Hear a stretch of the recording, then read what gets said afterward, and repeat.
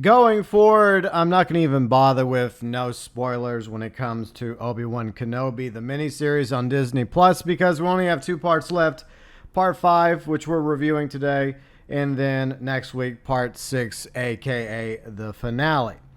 It was 42 minutes long, so a bit longer than Part 4. It had several flashbacks that we're going to talk about first and foremost. Then we'll talk about the other story going on. The first flashback revolves around Anakin as a Padawan versus Obi-Wan sparring at the Jedi Temple. Appears to be sometime prior to the events of Episode 2, but Hayden Christensen is just not young enough to come across as a Padawan here. Granted, I think that his acting chops have improved significantly since when he first played Anakin in Episode 2 and 3 of Star Wars. He seems to be a way better actor now, but the age issue, he definitely doesn't look like a teenager. And Ewan McGregor looks older as well, but I think they do a little bit better job of trying to make Ewan appear more like his pre-Episode 2 version of Obi-Wan. But clearly both actors are older now than they were when they shot Episode 2 back in the day. The fight scene, the back and forth between Obi-Wan and Anakin was okay once you get past the obvious age issue. And for the record, I think this may have worked better if it was set during the Clone Wars, but I'm guessing that either A, they would have had to take time to allow Hayden to grow out his hair again, or B, they would have to get a wig for him, and maybe the wig wouldn't have looked convincing. So my guess is they decided, screw it, we'll just go with a pre-Episode 2 version of Anakin, even though he's clearly a lot older looking. The lesson from the flashback is that Anakin is obviously very impatient, very aggressive, and very obsessed with winning no matter what. And during the sparring session, Obi-Wan's trying to teach his Padawan to be patient and to not be so obsessed with getting victory no matter what the cost. And even though Anakin manages to knock Obi-Wan's lightsaber out of his hands, Obi-Wan gets the better of Anakin by using the Force to take away Anakin's lightsaber. And I think this was a missed opportunity that they could have used as a callback from Episode 2, where Obi-Wan chastises Anakin for once again losing his lightsaber. And I don't think that scene occurred in the flashback. He should have said, "Hold on to your lightsaber, Anakin. This is your life." Just like he does in Episode 2. But I think that line from Episode 2 was conveniently forgotten in this pre-Episode 2 flashback between Anakin and Obi-Wan. The sparring seemed all right, and the dialogue was good. It was nice to see Ewan and Hayden, side by side once again without Hayden wearing the Darth Vader suit.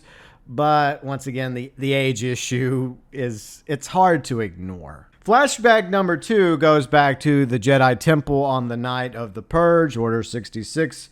Once again, with the younglings, it is confirmed that Third Sister, aka Reva, was in fact one of the younglings. That's something that most of us had deduced already. And they're trying to escape, and they end up in a hallway in the Jedi Temple. And out of the shadows comes Darth Vader in a cloak with some troopers from the 501st.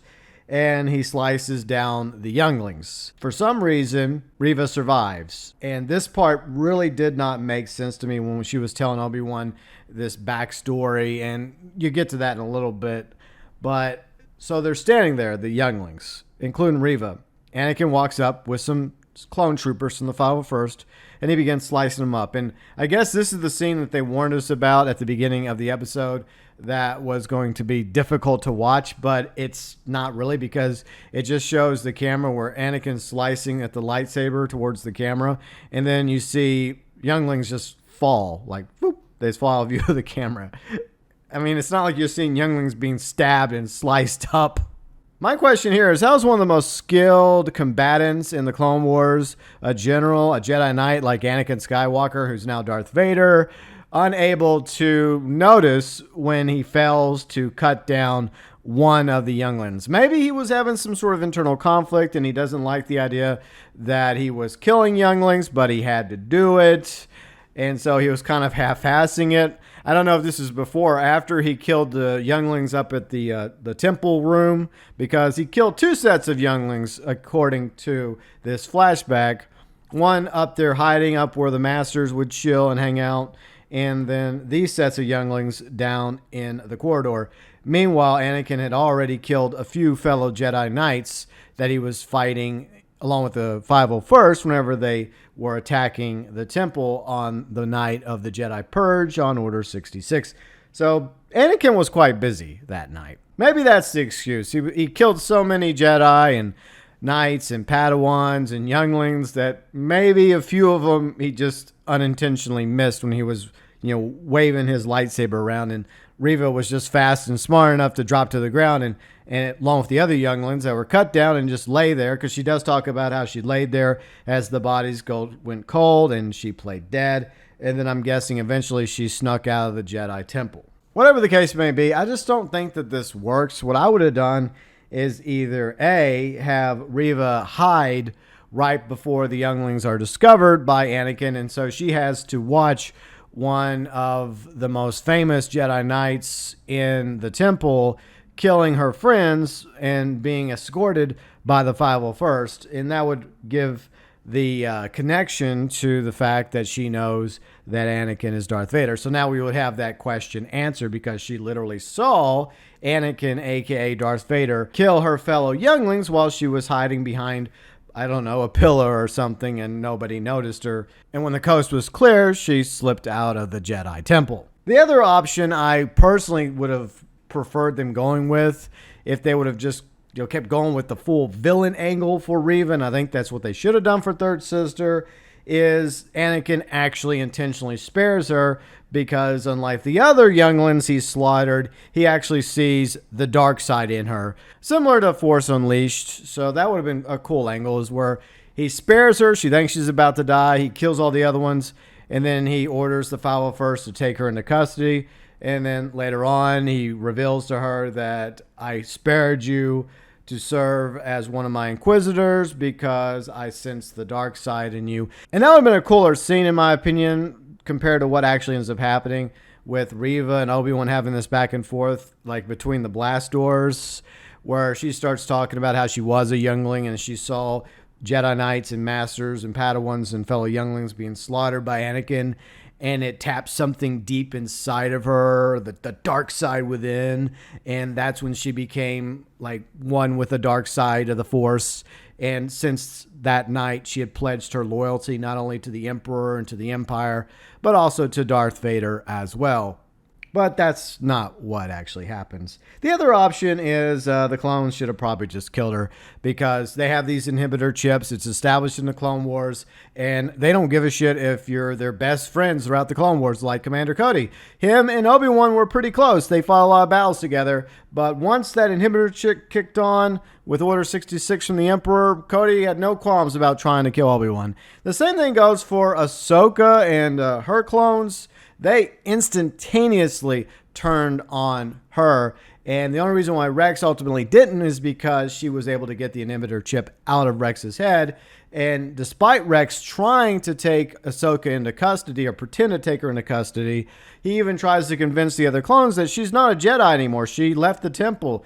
So our orders are to kill Jedi. Ahsoka's not a Jedi, but that's not good enough for the other clones. And they still try to kill Ahsoka. In other words, youngling Jedi Reva would still be killed by the clone troopers, even if Anakin tried to stop them, unless there's an order in place that allows Anakin, Darth Vader, to order the clone troopers on the 501st to do exactly as he orders, even if it does go against Order 66, which I highly doubt. Flashbacks out of the way, let's talk about the main story arc of Part 5. So the path have been tracked to Jimby or Jabim or whatever the name of the planet is. They're hiding in this cave in this facility, and there's a hangar doors above them where the ships can take off and fly away. There's 2 path ships, and they're making preparations to leave, but they don't realize that there's a tracker. Reva put a tracker on Lola, the little droid that was with Leia. And so the little droid flies off, goes inside a vent to some wires and basically disables the hangar doors, closing the hangar doors above them, trapping them inside. Meanwhile, Third Sister is meeting Vader aboard his Star Destroyer. She kneels before him. He makes her Grand Inquisitor as the Star Destroyer arrives above Jabeam, the Path planet. And only 3 ships descend upon the planet from the Star Destroyer. 2 of those ships are the Stormtrooper transports and the Inquisitor ship carrying Third Sister. No TIE fighters, no bombers. Meanwhile, Obi-Wan is walking around the path and he discovers a whole bunch of lightsabers, Jedi robes that belong to former Jedi that I guess have been safely sent off into hiding across the galaxy thanks to the path. If only General Grievous was there to add a few more of those lightsabers to his collection. Meanwhile, Lola's still up in the vents where it sabotaged the doors, the hangar doors above them, to close. And this doesn't make sense because all Vader had to do aboard the Star Destroyer was launch TIE fighters, TIE bombers to bomb that opening and kill everybody in the path, including Obi-Wan and everyone else that was involved in the path. Right there. Problem solved, Lord Vader. Use TIE bombers. You're welcome. But no, what do they do instead? They land a couple of Stormtrooper transport ships, an Inquisitor ship. I'm guessing the Inquisitor ship has not only the Third Sister, but also her Purge troopers. They run up to the door with their blasters and like a heavy blaster cannon, and she orders them to open fire on the outer blast door. So they're firing, and everyone's preparing to make a final stand or try to escape, while Leia crawls up into the vents to try to fix the hangar because this 10-year-old obviously knows what she's doing. Meanwhile, Obi-Wan gets a voicemail or a holomail from Bail Organa inquiring about an update because he hasn't heard from him or Leia in a while, and he's concerned about Luke's safety and Owen. So I'm guessing that Bail is planning on going to Tatooine to check up on Luke and Owen. How the Empire didn't intercept that message remains to be seen. I guess that was a really awesome coded message that even the Empire can't pick up, even though there's literally a Star Destroyer right above the path, and there's Stormtroopers and Purge troopers and a Third Sister right outside the outer door blasting at the door. Okay. Obi-Wan and Tala have a moment where Tala's talking about why she joined the Empire and why she, I guess, became disenfranchised with the Empire and became a member of the Path. Obi-Wan decides to buy the Path more time in the hopes of opening the hangar door and escaping by walking up to the outer blast door. And once again, we go back to the scene with Obi-Wan and Third Sister where they're having a little back and forth.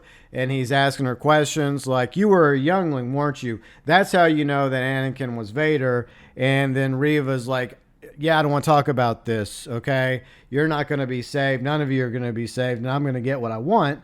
And what Third Sister wants is an opportunity to get revenge on Vader for killing her friends and killing all the Jedi. So let me get this straight. All your friends get killed, all the Jedi Knights, all the Jedi Masters. You decide to become an Inquisitor, turn to the dark side, and do horrible, terrible things over the next decade, including what's transpired throughout the miniseries, chopping off a woman's hand, hunting down another Jedi, and getting a 10-year-old girl kidnapped to lure out a former Jedi Master, along with everything else you have done, Reva, just so you can kill Vader. Once the conversation between Obi-Wan and Reva's over, she uses her lightsaber to basically cut open the blaster door. It opens, and then there's a firefight between the Stormtroopers, Purge troopers, and Obi-Wan and the Path soldiers. And Obi-Wan does show he's stronger in the Force than Reva by pushing her back with Force powers. So there's this firefight happening in the tunnel leading towards the hangar. And almost everybody gets back into the hangar. A few people, I think, die along the way. The loading droid gets shot up pretty badly. Tala gets mortally wounded, and the droid uses its last amount of energy to try to protect her, but she ends up dying, and Obi-Wan's fending off blaster fire from stormtroopers, and she basically convinces Obi-Wan to get behind the hangar blast doors into the hangar before it closes, and then she sets off a thermal detonator she had in her hand. Now, it would have been nice if she would have, thrown it at the stormtroopers and Reva, who were only a few feet away, but instead she just chooses to set it off. And of course, Reva's like, run! And then there's an explosion, but Reva and the stormtroopers are okay. You can make, I don't know, I mean, maybe some stormtroopers and purge troopers were killed in the blast, and you can make the argument that Reva may have used the Force to hold back the blast, but they don't show that. But obviously, she manages to survive a thermal detonator blast, which freaked out everybody at Jabba's palace when Leia threatened to use one when she had Chewie in custody when she was posing as a bounty hunter back in Return of the Jedi. I'm guessing a thermal detonator causes a much larger explosion than a typical military-style hand grenade, but who knows? In order to buy the path more time and Leia time to get the hangar doors back open, Obi-Wan decides to surrender to Third Sister. So he's brought out in custody by the stormtroopers. And, oh yeah, fake Jedi shows up from, part 2. He's there because now he's being hunted by the Empire just like other Jedis. And for some reason, Obi-Wan gives fake Jedi his lightsaber, blaster, and the very communicator that Bail Organa set him a coded transmission on to, I guess, look after. And they ask, well, how do you expect to win without any weapons? And loosely, Obi-Wan says there's alternatives to fighting. He doesn't say that exact line from Episode 4, New Hope, but something like that. So he goes out there in handcuffs, stormtroopers. He's at the mercy of Third Sister, and they have this discussion, even though there's stormtroopers and purge troopers nearby. He's on his knees talking to her, and he convinces her that together they can take down Vader. Obi-Wan's idea is Vader will be so focused on Obi-Wan that it will buy Third Sister a chance to strike down Vader. Third Sister then orders 2 of the stormtroopers to take Obi-Wan back into the tunnel and close the outer blast doors. And this allows Obi-Wan the opportunity to fight and kill the 2 stormtroopers, run through the tunnel, back to the hangar, and back to the path ships. At this point, I believe that Leia has managed to figure out what was wrong with Lola, pull something off Lola, which, I think she would have noticed already prior to them arriving in Jabim, that there was like this tracking Imperial device on it that made it evil with the red glowy lights, and now it's blue glowy lights again. So she was able to fix that issue rather quickly and open the hangar doors. Vader finally arrives. Now, in the past, you've probably noticed a difference with Vader. Usually, he's in the forefront with his stormtroopers when it comes to situations or battles for the Empire. He doesn't stand up on his Star Destroyer letting one of his lackeys handle this. I mean, for example, the Battle of Hoth, even though he had General Veers on the ground leading the Imperial walkers, he also went down to Hoth to deal with the rebels along with his snowtroopers. Now, Vader doesn't always deploy this tactic. The first time we see Vader is after the stormtroopers have successfully captured Tantive 4 in A New Hope. But most of the time, usually Vader is right in the middle of the fight. But for some reason, Vader chose to stay aboard the Star Destroyer until Obi-Wan surrendered. And then Vader came down, had a little chat with the Third Sister, and she told him he's in there. And Vader goes, opens the outer blast doors, walking through the tunnel, all intimidating. And he arrives right when the path ship is about to take off. He uses the Force to grab the path ship, hold it in midair, because Vader is extremely strong in the Force. This does actually seem plausible if you know about Vader and how powerful Anakin Skywalker was. He is more than capable of doing this. So he's holding this path ship, and then he pulls it back down to the ground, and he starts ripping it apart.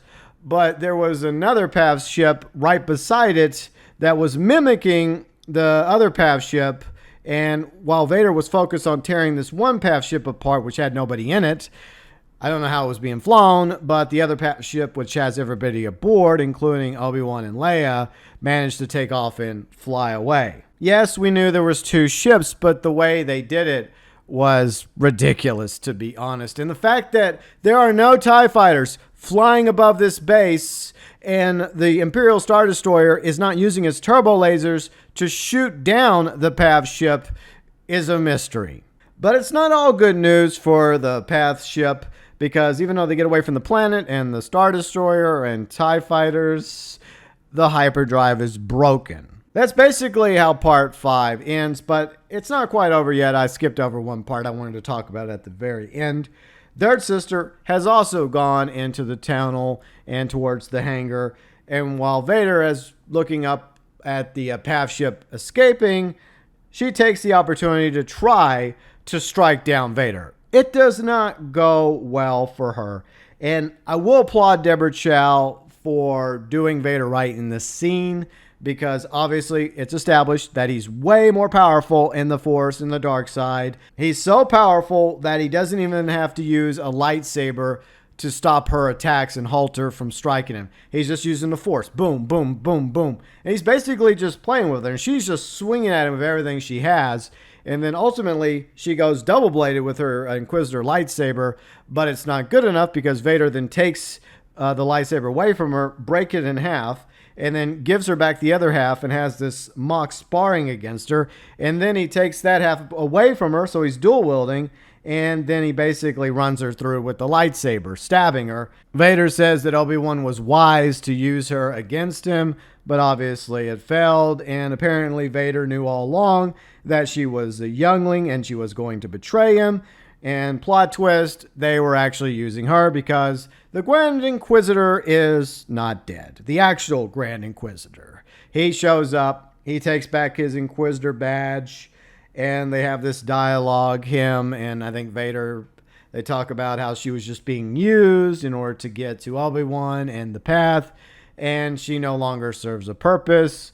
But instead of killing her right then and there, even though she's been stabbed by Vader, she's laying on the ground, they just leave her there. But why? And furthermore, it looks like her Inquisitor lightsaber has been reassembled. At least, from my memory, it looked like it somehow conveniently got put back together into its original form, even though it clearly was broken in half by Vader prior in the faux fight between him and Third Sister.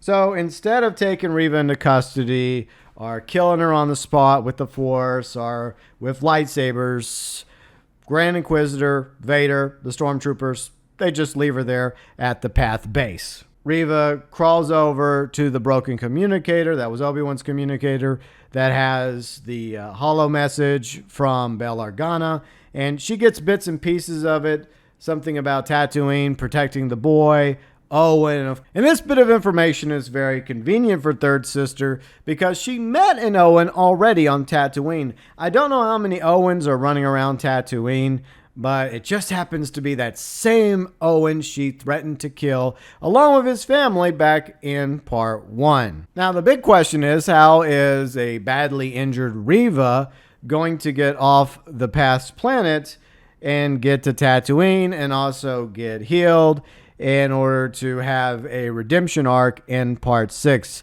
By the way, a redemption arc I don't think she deserves.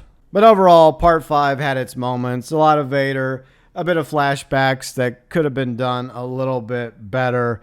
And once again, Obi-Wan and Leia and the Path escape. It reminds me of a video Aeronauts put out recently called Darth Vader Jedi Hunter.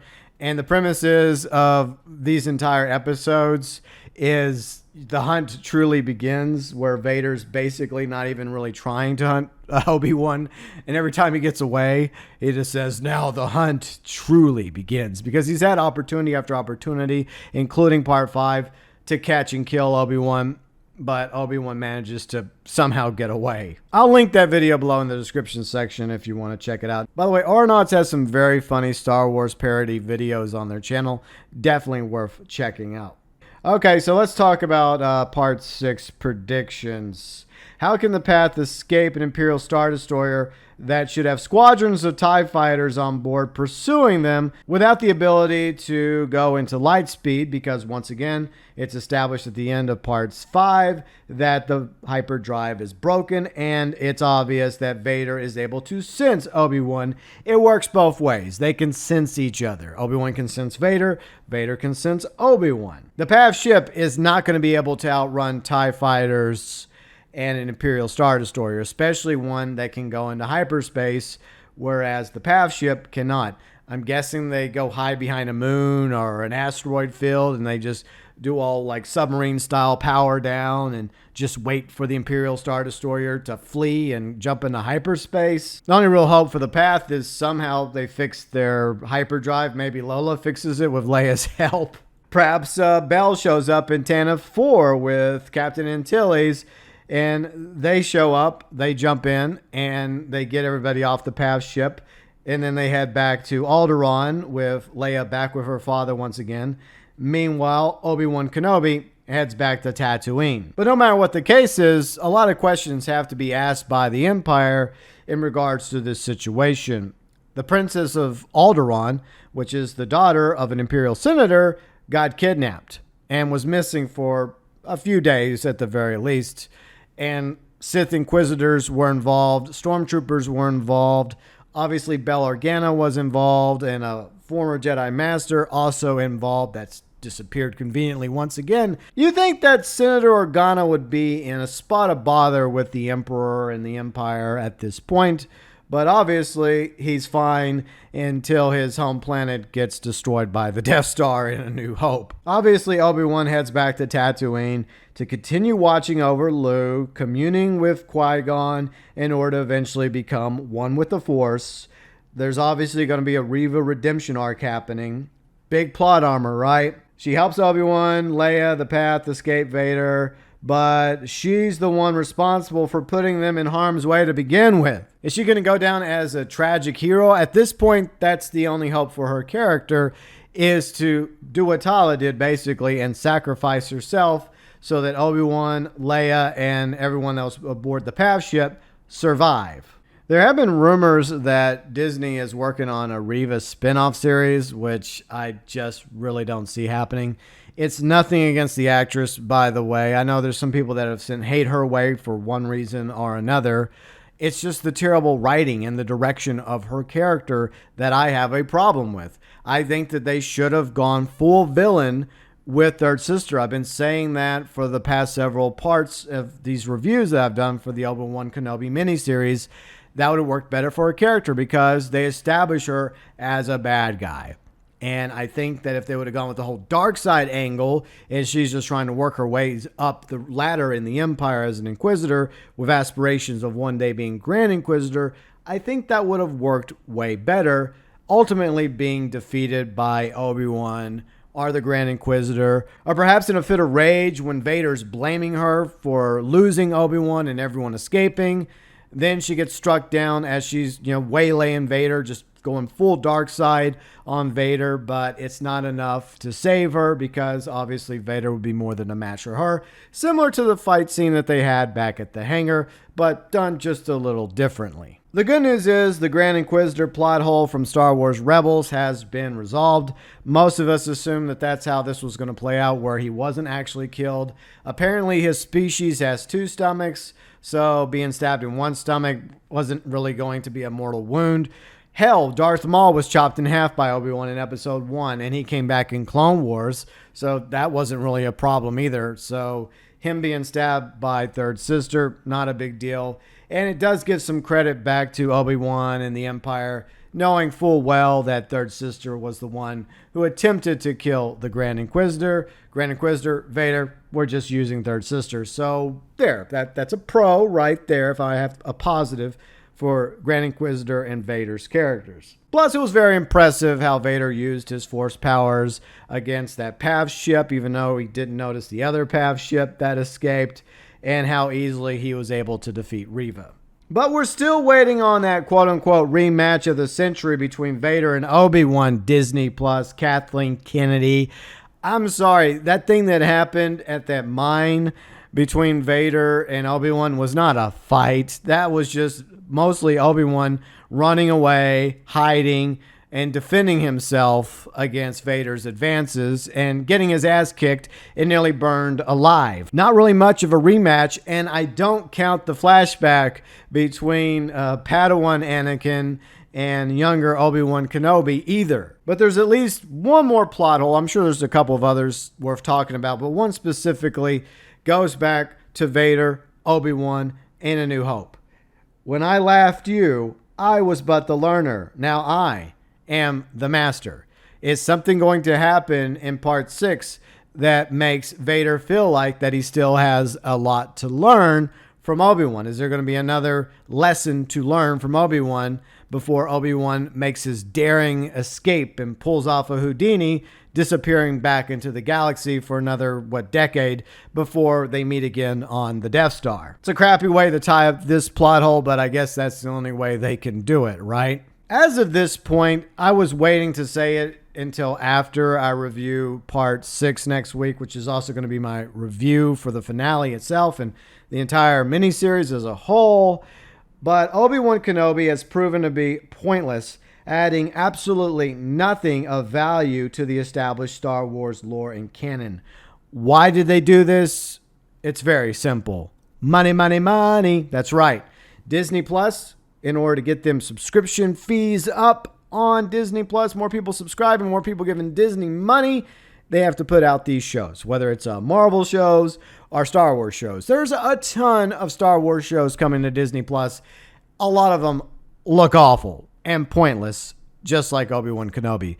What's sad in Obi-Wan Kenobi's case is there could have actually been something of value here for the Star Wars lore and canon, tying the bridge between the prequels and the original trilogy. There are plenty of missed opportunities between Obi-Wan and Anakin, missed opportunities with Third Sister's character, and there are times where I feel like the cinematography could have been done better.